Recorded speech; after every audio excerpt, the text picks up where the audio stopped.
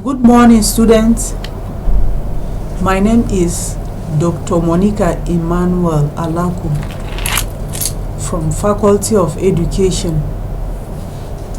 Department of Art and Social Science Education. The course we are about to listen to is Education Communication Skills. We are starting with Module 1. Let's look at the lecture contents. Number 1, concept of communication. 2, importance of communication. 3, process of communication. 4, purpose of communication.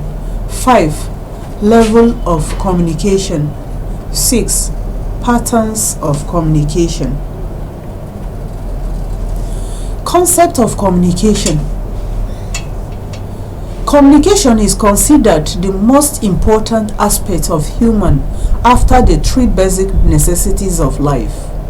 And what are those basic necessities of life? We have air, food, and water for existence. And if we look at it in terms of economic perspective, we have shelter and clothes. Communication is a process of sending and receiving a message between 2 parties. There are so many people that have defined what communication is all about, but we are going to look at few. According to Newman and Sommer, communication is an exchange of facts, ideas, opinions, or emotions by 2 or more parties. Concepts of communication. According to Alan Lewis, communication is the sum of all things one does when he or she wants to create an understanding in the mind of another. It involves a systematic and continuous process of telling, listening, and understanding. Communication is fundamental to the existence and survival of humans as well as to an organization. It is a process of creating and sharing ideas, information, views, facts, feelings, and so on and so forth among the people with or to arrive at common understanding. Importance of communication. Communication is important in the following ways. It is the basis of coordination. It is the basis of decision making. Proper communication provides information to students or individuals that is useful for decision making. No decision could be taken in the absence of information. Thus, communication is the basis for taking the right decision. The third important, it increases cooperation and organizational peace. Communication process promotes cooperation and mutual understanding amongst the workers and also between them and the management or organization. Communication boosts morale of the employees. Good communication helps the workers to adjust to the physical and social aspects of work. It also improves good human relationship in the industry or organization. An efficient system of communication enables the management to motivate, influence, and satisfy the subordinates, which in turn boost their morale and keep them motivated. The appropriateness of language usage in context and the registers is relevant to what environment where the participants live. Process of communication. The process of communication refers to the transmission or passage of information or message from the sender through a selected channel to the receiver, overcoming the barriers that affect its pace. Communication is a two-way process. It is completed when the two parties involved in the process have satisfactorily expressed and understood themselves. So the process of communication takes place when the transmitter's message is received, interpreted, and understood by the receiver, who at that point sends a feedback to the transmitter. The process of communication is cyclic, one as it begins with the sender and ends with the sender in form of what? Feedback. Therefore, correct interpretation of the message by the receiver is essential for a correct feedback. Incorrect interpretation of the message gives rise to a wrong feedback. So for a successful process of communication to take place, there should be a sender, a receiver, message, a medium, and what? A feedback. So we are going to look at some of this process of communication. One of these processes is stimulus. This is the impetus that sparks off the exchange of communication.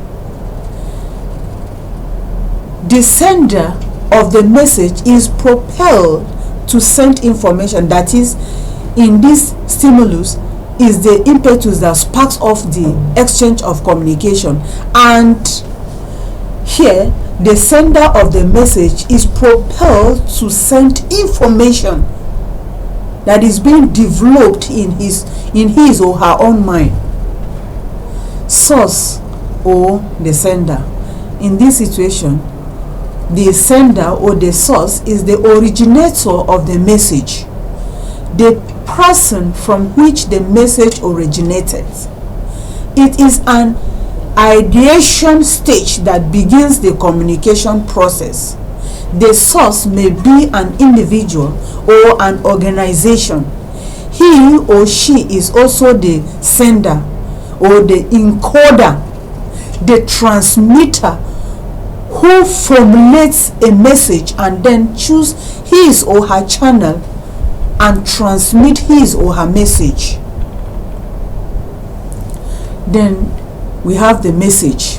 The message is referred to as the information conveyed by words, as in speech and write-ups, signs, picture, or symbols, depending upon the situation and the nature and importance of information desired to be sent.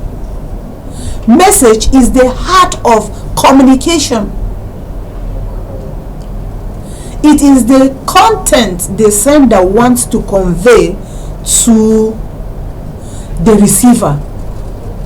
This can be verbal, both written and non-written. We have the channel.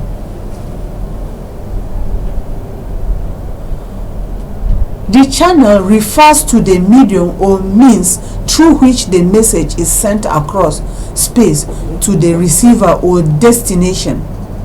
It may be through the telephone, posted letter, handbills, posters, airwaves, that is radio and televisions, and so on.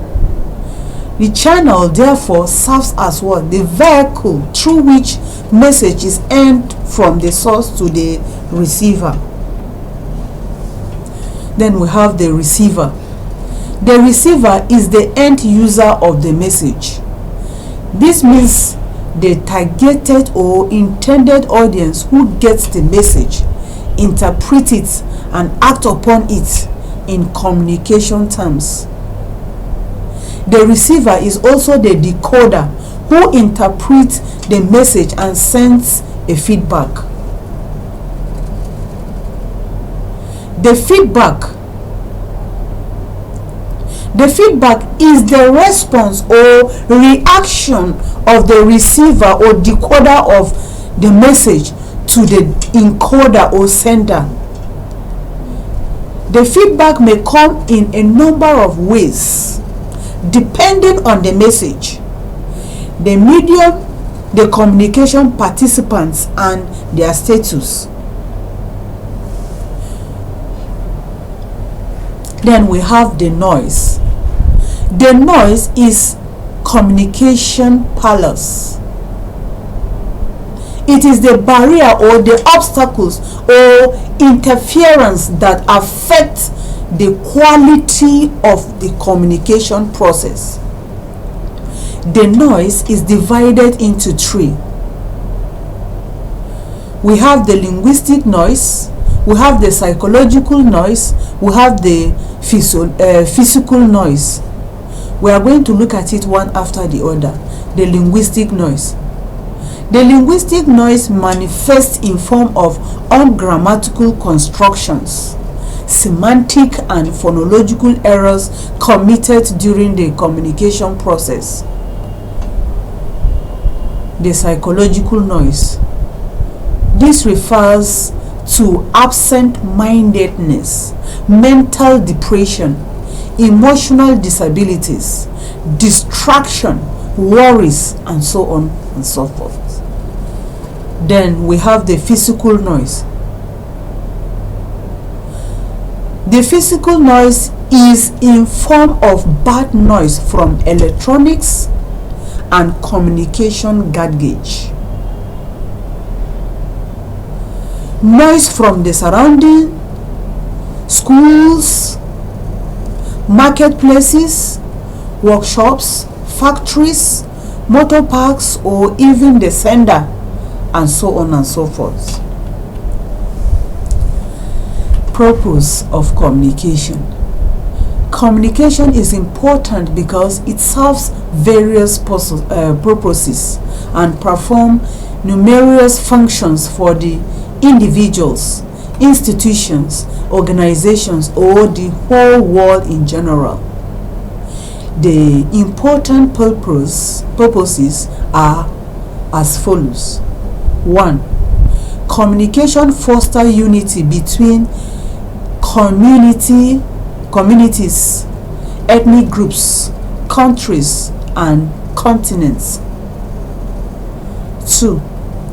Communication is used in various fields of endeavors to persuade, convince, clarify, and protest whenever there is need. 3rd, communication boosts the establishment, sustenance, and development of organizational efficiency and effectiveness. Communication is used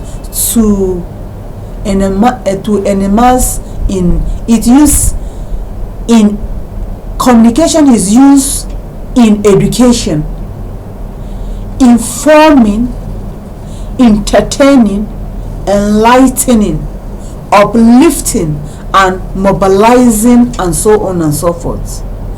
The public and the society in general. It serves as a way of transmitting, storing, and preserving information of the past, present, and future.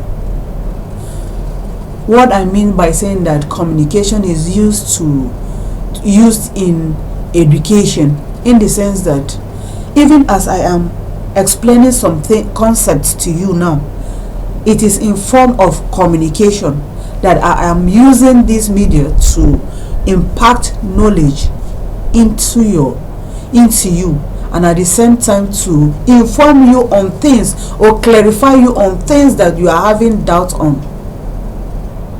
Communication fosters the mutual coexistence of man.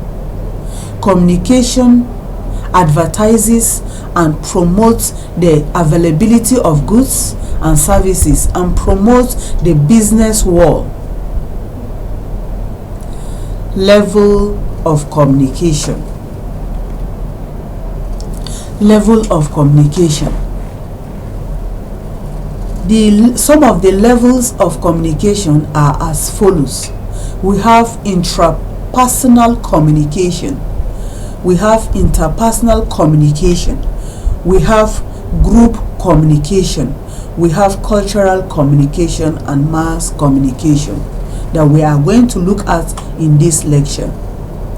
The intrapersonal communication is a form of communication which goes on within an individual. Here, an individual communicates with himself. It is a process of generating, refining ideas and thoughts within human. This is necessary to make sure that what is said is expressed appropriately. The second one is interpersonal communication. The interpersonal communication is a form of communication between persons. It is also called face-to-face communication. After all, the purpose of having ideas is to be able to share with others.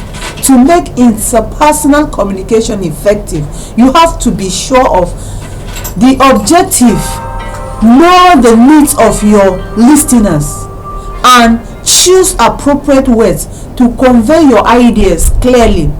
It can be one-to-one communication or one-to-mass communication. Then we have group communication. This is the type of communication that involves sharing of ideas among members of a group. This occurs when group exchange views and ideas on issues of common interest in places like churches, meetings, business organizations, marketplaces, offices and classrooms, and so on and so forth. Or various groups formed for various reasons and to achieve different objectives. To keep this group going and functioning, information has to be shared in such a way that is appropriate to meet the need of the groups. Cultural communication. This involves the use of town criers, drumming, blowing of flutes, and so on and so forth to pass information. Then we have organizational communication. This is the type of communication that exists. This is the type of communication that exists between an organization and a group of people who come together to work for common goals. The people normally grouped themselves into levels of authority. The work itself is also divided into areas of specialization so that they can work together for the goals of the group to be attained or achieved. These lines of authority enable workers in the organization to pass information and ideas through specific channels. Mass communication. This is a broad-based communication which involves communicating with a very large audience where neither the sender may not identify specific audience nor the audience through the use of such channel as the radio, television, newspapers, billboards, magazines, journals, public address system, and so on and so forth. The process of transmitting the information or message is fast, especially in the electronic media, and is effective in reaching a wide audience. Patterns of communication. We have more than 2 patterns of communication, but in this lecture we are going to look at only two patterns of communication, namely we have the verbal and non-verbal communication. Verbal communication involves communicating orally through the use of physiological organs to produce speech or spoken words to express meaning. There are so many authors that looked at what verbal communication is all about, but we are going to look at just maybe one or two. The first one is Griffin in 2002 stated that this form of communication has the primary advantage of promoting prompt feedbacks and exchange in form of verbal questions of agreements. Example includes teachers giving instruction, rebuking, commanding, briefing, explaining a point, asking questions, or responding to issues raised by what his or her students verbally. Verbal communication by using interactive approach also encompasses the teacher listening attentively to students speaking to or conversing with him or her in an orderly manner or expressing an opinion about a crucial matter. The verbal channel of communication is very important in learning environment, especially for the normal listening of students in the classroom. Most of the classroom knowledge is impacted through the means of verbal channel of communication. It can be useful especially in the context of interpersonal and group communication. We have advantages of what? Verbal communication. We are going to just look at few of the advantages. We have more than the number that I'm going to explain to you. The first one, the verbal communication gives room for the contribution and participation of everyone present, especially in the class. It is quick and provides for immediate feedback, like a student. While you are in the class, when you are in the class and lectures is going on, wherever you are not clear, you have the opportunity to talk to your teacher, ask questions for clarification and so on. The third one, it gives room for questioning for further clarification of points. The fourth one, gestures and facial expression are used to reinforce points and attitudes. Disadvantage of verbal communication. 1. Spoken facts and decision may later be disputed. 2. It is temporal and can be forgotten. 3. It gives no time to reason out facts and to decide thoroughly before transmission. 4. In a very large crowd, verbal communication may not be effective as the crowd may be difficult to control. We have so many to discuss, but today we are going to stop where I have stopped now. Thank you for listening. I'm wishing you the best for the day.